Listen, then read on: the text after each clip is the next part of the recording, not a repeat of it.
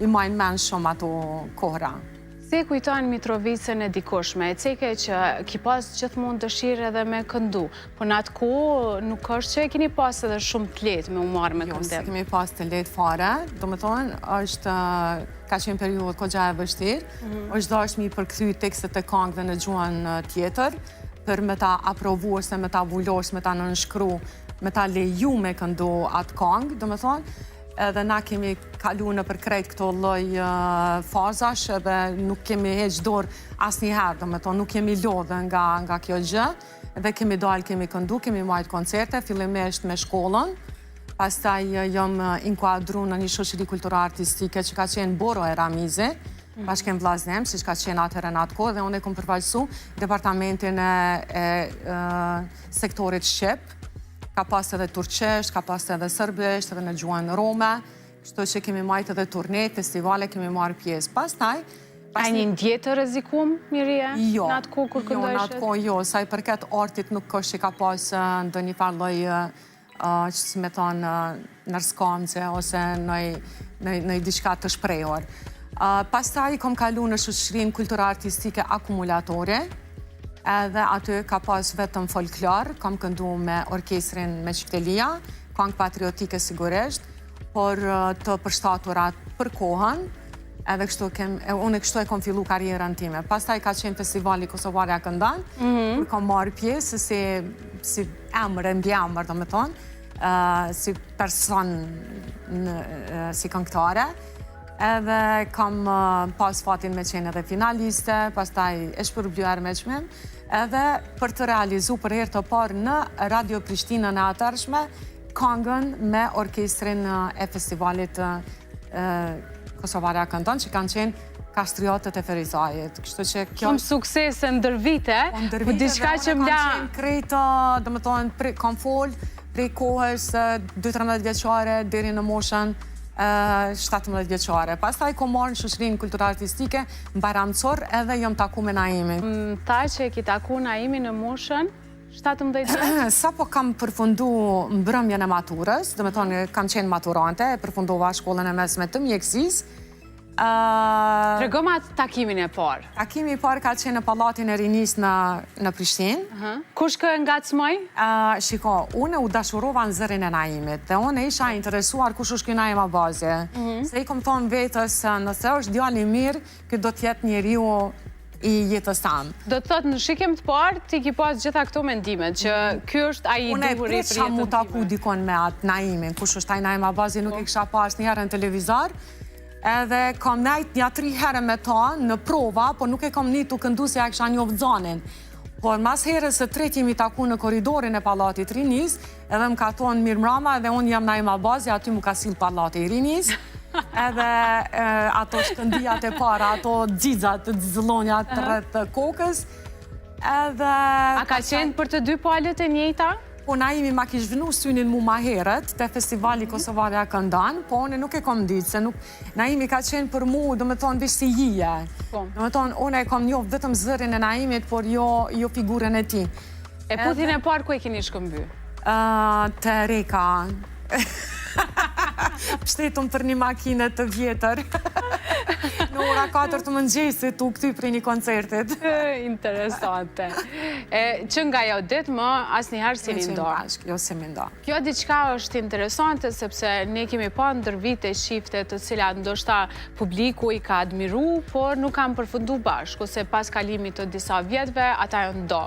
Kjo nuk ka ndodhë me Naimin e Mirien, do të thotë, fatmirësisht, jeni shembull për gjitha çiftet e tjera, po cili mendojnë që është ai çelësi që po funksionon për ju?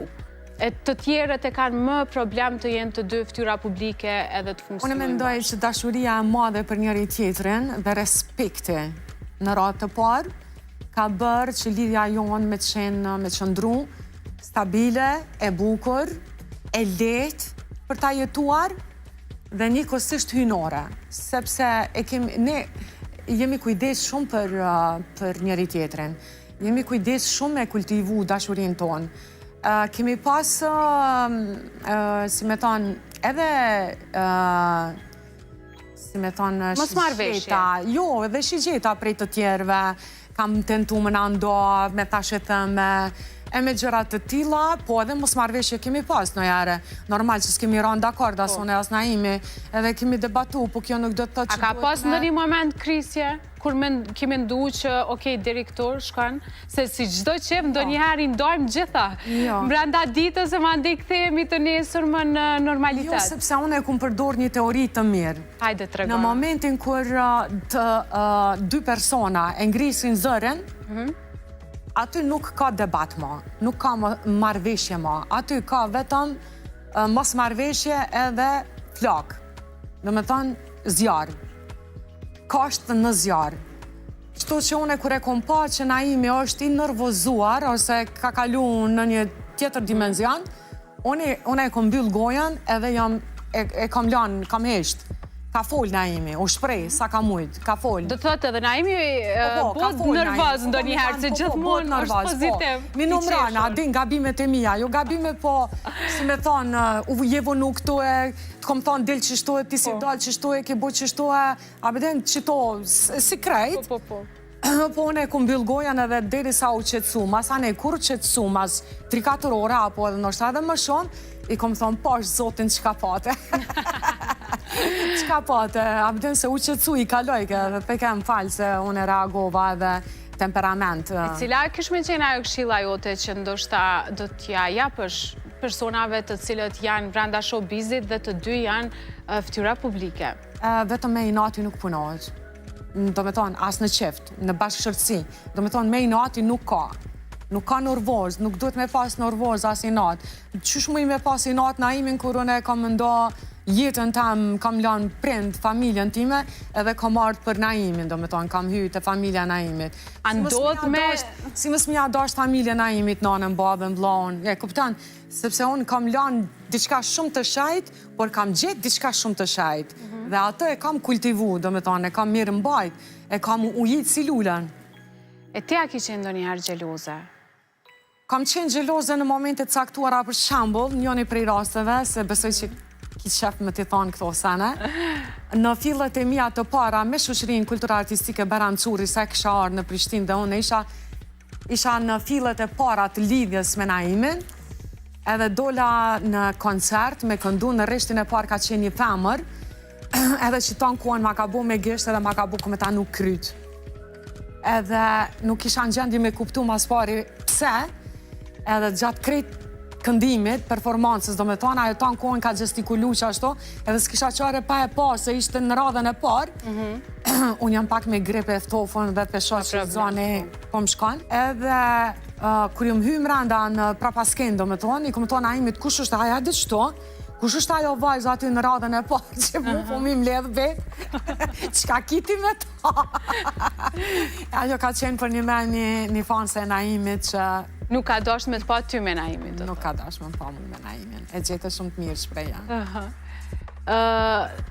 E Naimin këto raste si reagon? Si të qetëson? Cili është ajo gjëja që ai gjithmonë e përdor kur ti e nervoz, e ti e tha, unë e lo Naimin mu qetësu. Po ai çka bën kur ti bosh nervoz? Jo, Naimi është i pamshirshëm.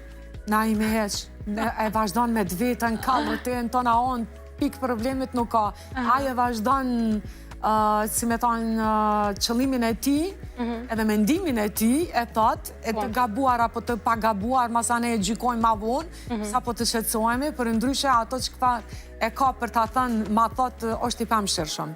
Naimi, di me të thonë edhe një diçka interesante, unë me dokumenta jam e pështjelaft. Do me thonë, unë me dokumenta më hupin para syve, para durve, nuk di që ka ndodhë, do me thonë nuk ka sen ma keq se mi pas edhe 2 pasaporta, se gjithmonë e kom marrë ata që së shdasht, e ata e kom lonë në shpit, gjithmonë ju më pështjel me ta.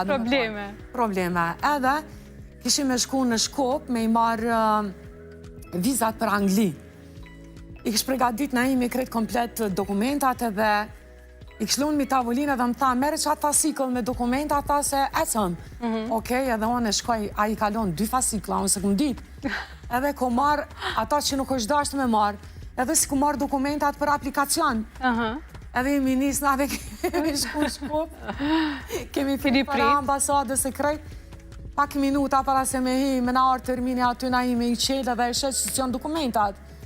Atëherë u kallë, normal që u kallë, po nuk boni zo, e boni një zgjidhje është shumë i gjendshëm, e mori në telefon në mikun ton, edhe i thash, ko mere qelësin të platori, edhe hynë mranda shpe, meri shato dokumenta, edhe bjerë mi të lutem, unë po nisë nga prej Shkupit ti prej Prishtinës, edhe takohemi. Mi jepë se është urgjente, edhe aji merë dokumentat, edhe na takohemi dikon të Ferizaj, do me thonë na u këtym për Shkupit, aji prej Prishtinës, edhe kur më ka shti mranda, i ka marrë dokumentat, ka shti mranda në kërë, më ka bërtit që, do me thonë, ishte 150 në orë, mu hedhë kemenja, ta qeli derën, edhe dalë për derës, vish më stani bërtimen e ti.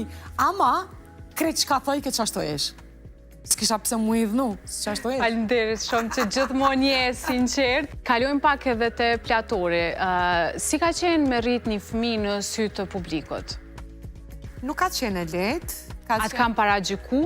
Jo, nuk më kam paragjyku, po adin si...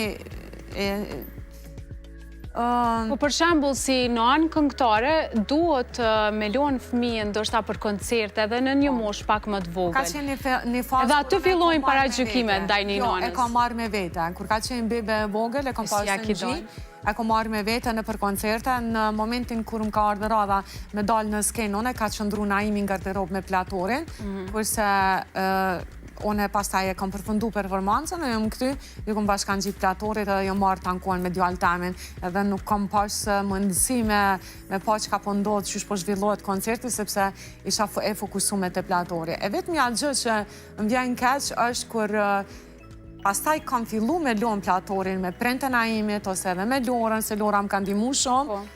Atëherë, platori ka fillu me folë në i fjale, unë s'kom qenë pranë ti, i kena mungu, nuk i kam mungu veçone, po i kemi mungu të dytë. Ka qenë e vështirë për platorin, po edhe për neve të dyve ka qenë shumë e vështirë. Në këtë lloj faze të mungesës të dy prindëve të platorit, më dhim se ta jo kohë e platorit, sepse kur ka fillu me thonë mami, unë s'kam qenë aty e fare. Edhe pastaj kur jam këty prej turneot, edhe a i thirke mami, unë ju përgjisha njerë në fillim më shërë ke barë, se jam ka përgjigj në one, pasaj e kuptoj që one për një me jam mami i platorit. E kjo është këgja e dhimshme, por kërkush me zorë s'na ka shti, të mire me vesh, por për një të ardhme më të mirë, të me thonë, kemi sakrifikua edhe këtë lloj faze të jetës tonë, sepse as kush nuk ka punu në familjen, as të Braovit, po as të Abazovit. Të me thonë, unë edhe Naimi kemi mbajt 2 familje tona. Kështu që kjo ka qenë ajo periuda që e ke pas një zgjidhje, s'ke pas opcione tjera. Nëna gjithmonë kanë me undi fajtore.